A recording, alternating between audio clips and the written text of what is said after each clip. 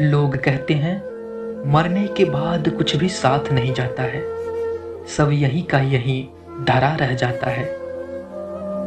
आदमी खाली हाथ आया था और खाली हाथ चला जाता है, लेकिन यह सत्य नहीं है। दुनिया में कई ऐसी बातें हैं, लेकिन वह सत्य नहीं है। तो चलिए जानते हैं कि आदमी जन्म लेता है तो क्या साथ लाता है, और जब मर जाता है तो क्या साथ ले जाता है।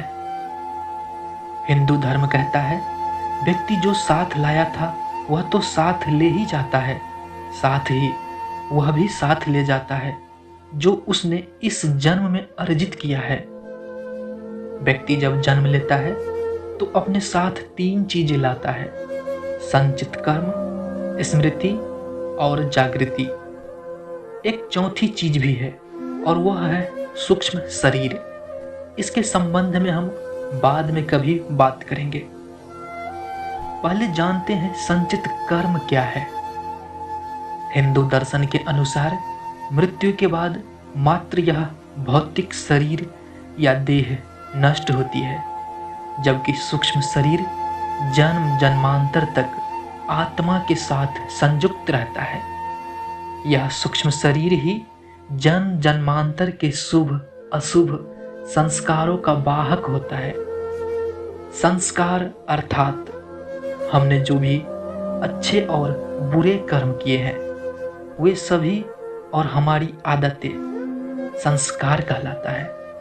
ये संस्कार मनुष्य के पूर्व जन्म से ही नहीं आते, अपितु माता पिता के संस्कार भी रज और वीर्य के माध्यम से सूक्ष्म शरीर में प्रविष्ट होते हैं, जिससे मनुष्य का व्यक्तित्व इन दोनों से ही प्रभावित होता है।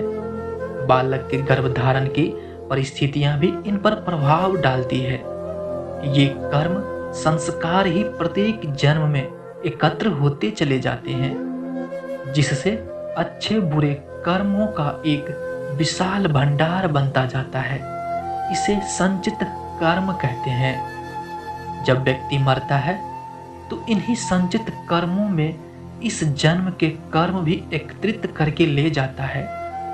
दरअसल इन संचित कर्मों में से एक छोटा सा हिस्सा हमें नए जन्मों में भोगने के लिए मिल जाता है। इसे प्रारब्ध कहते हैं।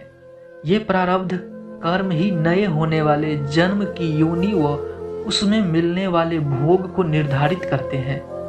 फिर इस जन्म में किए गए कर्म, जिनको क्रियामान कहा जाता है, वह भी संचित संस्कारों में जाकर जमा होते रहते हैं। अब जानते हैं स्मृति क्या है। स्मृति यानी कि यादें।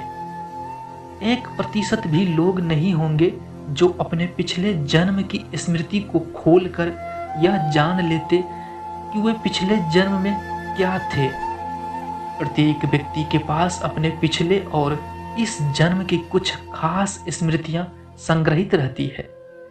यह मेमोरी कभी भी समाप्त नहीं होती। भगवान श्री कृष्ण गीता में अर्जुन से कहते हैं, हे अर्जुन, तुझे अपने अगले और पिछले जन्म की याद नहीं, लेकिन मुझे अपने लाखों जन्मों की स्मृतियां हैं। लाखों वर्ष पूर्व तू भी था और मैं भी था। इस जन्म में तू क्या था यह मैं जानता हूँ, और अगले जन्म में तू क्या होगा यह भी मैं जानता हूँ, क्योंकि मैं तेरे संचित कर्मों की गति भी देख रहा हूँ। अतः यह कहना होगा कि जब व्यक्ति जन्म लेता है तो वह अपने पिछले जन्म की स्मृतियां साथ लाता है, लेकिन वह धीरे धीरे उन्हें भूलता जाता है। भूलने का अर्थ यह नहीं कि वे स्मृतियां सदा के लिए मिट गए हैं। वे अभी भी आपकी हार्ड डिस्क में है, लेकिन वह रैम से हट गई है, सीडी में कहीं सुरक्षित रखी है। इसी तरह व्यक्ति जब मरता है तो वह इस जन्म की भी स्मृतियां यानी कि यादें बटोर कर साथ ले जाता है। अब जानते हैं जागृति क्या है। यह विषय थोड़ा कठिन है। प्रत्येक मनुष्य और प्राणी के भीतर जागृति का स्तर अलग अलग होता है।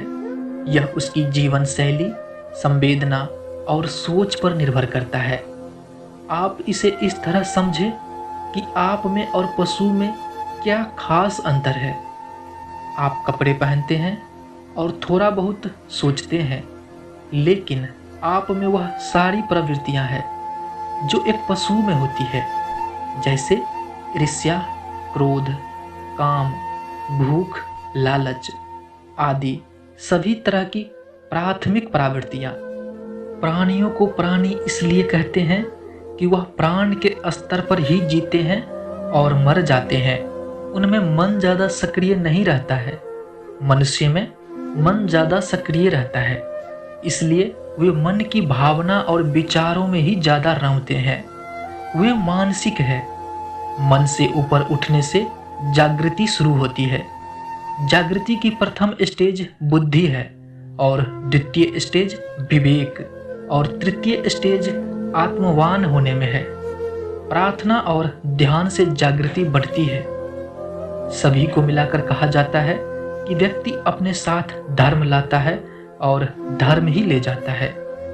मृत्यु होने पर व्यक्ति के सगे संबंधी भी उसके मृत देह से कुछ समय ही बाद मोह या भावना छोड़ देते हैं और अंतिम संस्कार कर चले जाते हैं। किंतु इस समय भी मात्र धर्म ही ऐसा साथी होता है जो उसके साथ रहता है। दोस्तों, ये वीडियो यहीं समाप्त होता है। अगर आप चैनल पर नए हैं तो सब्सक्राइब कीजिए। जय श्री कृष्ण।